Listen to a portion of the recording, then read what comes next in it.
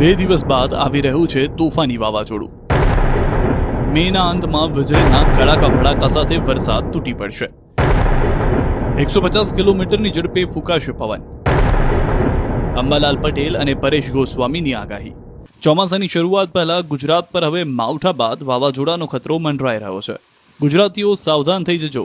ઘાતક વાવાઝોડું ત્રાટકવાનું કાઉન્ટડાઉન શરૂ થઈ ગયું છે. 2 દિવસ બાદ ગુજરાત પર વાવાઝોડાનું સંકટ ઊભું થશે.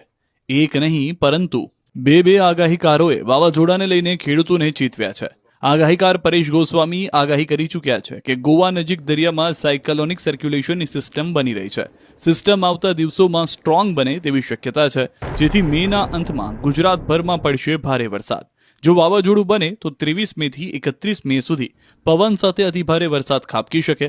બીજી તરફ અંબાલાલ પટેલે આગાહી કરી છે કે અરબ સાગરમાં વાવાઝોડું બનશે.